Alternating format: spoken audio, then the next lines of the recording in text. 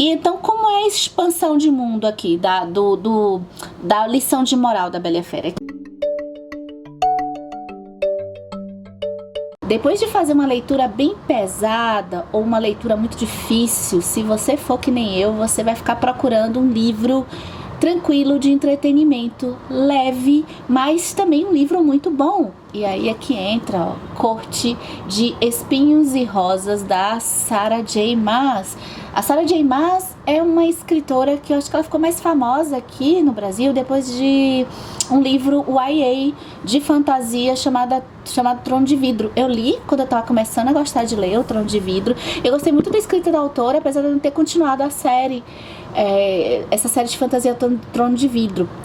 Depois eu fiquei assim com alguns nomes na minha cabeça de escritoras que eu gosto de revisitar. Então tem a Cassandra Clare, tem a Richelle Mead, que eu tenho medo, porque eu gosto muito dela. Foi por causa da Richelle Mead que eu passei a gostar de ler. E aí eu fui com medo de depois ler Richelle Mead e não gostar. Mas a Sarah J. Maas estava ali no cantinho e eu tinha esse livro aqui porque ele é uma releitura da Bela e a Fera. Era tudo que eu sabia dele. Era que a Sarah J. Maas escreveu uma história de fantasia recontando a história da Bela e a Fera. A escritora, ela aproveitou o conto da Bela e a Fera para expandir um pouco mais a temática dessa história tão antiga. Ela fez um mundo de fantasia em que ela, assim, além de falar do plot principal da Bela e a Fera, que é essa coisa da percepção de alguém além da beleza, um romance que foge da aparência, né, que é a temática principal da Bela e a Fera. Eu gostei porque ela também pegou um pouco desse mesmo plot e expandiu pro lado político. Então, como é que funciona a história aqui desse mundo? A gente tem a Fairy, que é uma menina, é humana, e ela vive numa parte desse continente que foi destinado para humanos. Os humanos e os seres de fadas chamados féricos, eles são separados porque há muito tempo atrás os féricos escravizavam os humanos. Então ocorreu um tratado em que cada um ia ficar com seu território, mas os humanos não iriam de jeito nenhum passar para o território dos féricos e nem mexer com os féricos, ferir e matar. E a protagonista aqui, a Fairy, ela tem que sustentar a família. Ela já foi muito rica há um tempo atrás, mas a família dela perdeu tudo, e para sustentar a família ela precisa caçar. É um pouquinho o início de Jogos Vorazes, assim, em que ela caça para sobrevivência, e nessa coisa de caçar ela vai acidentalmente matar um lobo gigante, que na verdade era um férico, e aí o povo férico vai tentar, vai voltar, né, vai procurar a Fairy e a família dela para cobrar essa dívida. A pena é a morte, mas assim, de forma que a gente fica até um pouco na dúvida. A gente percebe que tem um mistério aí. O Tamlin, que é um senhor desse reino férico e que também tem uma constituição política um pouco parecida com o Game of Thrones, com as Crônicas de Gelo e Fogo. Então são 7 reinos féricos que a gente vai entender no decorrer do livro. Ele, ao invés de matar a Fairy, ele diz que tem que levar ela pra morar com ele.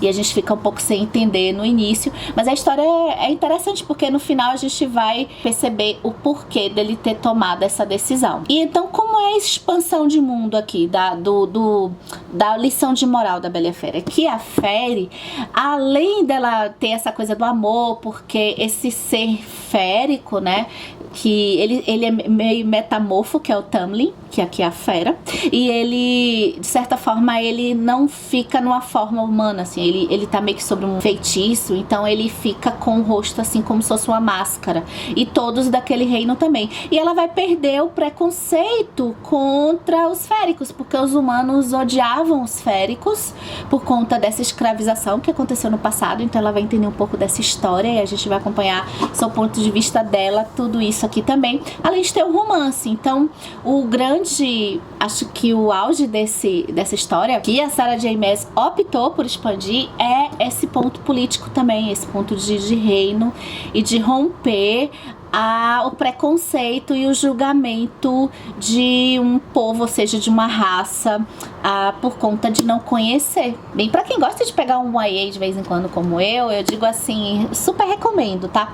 Eu não sei se pra quem já tem hábito de ler muita fantasia, eu tô numa vibe agora de fantasia, e eu não sei pra quem tem o hábito de ler muita fantasia, possa encontrar problemas nesse livro aqui. Eu acho que não tem, não. Eu acho que ele, assim, pensando que ele é um livro mais voltado para adolescente, que é uma releitura, eu acho que a história me satisfez muito mesmo. É uma história que a gente fica vidrado.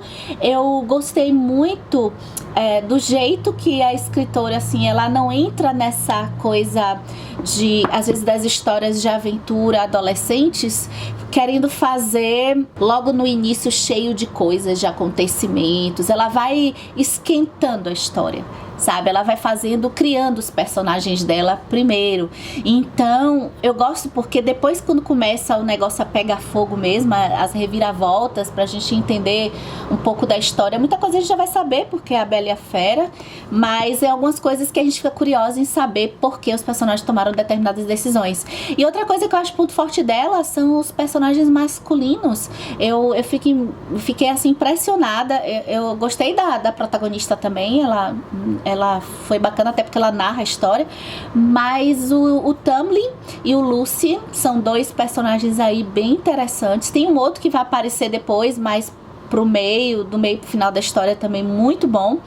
E esses três personagens, eles são interessantíssimos, a gente fica muito curiosa quando eles aparecem, eles tomam assim a nossa atenção. Foi o que eu mais gostei, foi o desenvolvimento de personagem dela, dos homens, tanto da Fera, que é o Tamlin, quanto do Lucien, que é tipo um assistente dele ali. Então eu acho que é uma história também imprevisível, além do fato da gente já saber que é um reconto da Bela e a Fera, e isso traz uma leitura assim dessa de entretenimento ser bastante proveitosa. E só deixo pro final assim uma crítica, que acho que por minha causa mesmo, porque tem uma coisa que eu tenho problemas às vezes com algumas histórias, que é quando o escritor, ele precisa fazer uma cena de ação. Sempre ele tem que fazer uma cena de ação, mas pro final, ok, tudo bem. Mas às vezes eu acho que algumas obras, elas estendem muito a cena de ação, aquela cena de ação final. E eu acho que o que me incomodou, a única coisa que me incomodou nesse livro foi nessa parte que não é o final, tá? Mas a cena de ação final, ela foi muito extensa. Então, eu não sei se vocês perceberam isso, por exemplo, com Avatar. Eu acho que Avatar, na época que eu fui pro cinema, é um filme que, foi super... assim, inovação pelos efeitos. E eu me lembro que eu fui pro cinema sabendo que James Cameron não faz às vezes uma história tão original assim, que é o caso aqui na história, se bem que eu acho que ela tem muita originalidade, apesar de ser uma releitura. Mas assim, as cenas de aventura a gente gosta, mas eu achei que se estendeu muito. Outro filme também que tem isso, eu acho que é O Homem de Aço, que tem assim uma história bem legal, a origem do super-homem. Eu gosto daquele filme, mas quando chega no final é muito tempo de batalha, sabe? Então, aqui no livro da Sarah J. Maas, eu achei que aconteceu isso, mas eu gostei tanto de todo o desenvolvimento que, sei lá, acho que no final eu não fiquei chateada, nem nada assim que baixasse a minha avaliação do livro. Eu gostei demais dessa história aqui, super recomendo.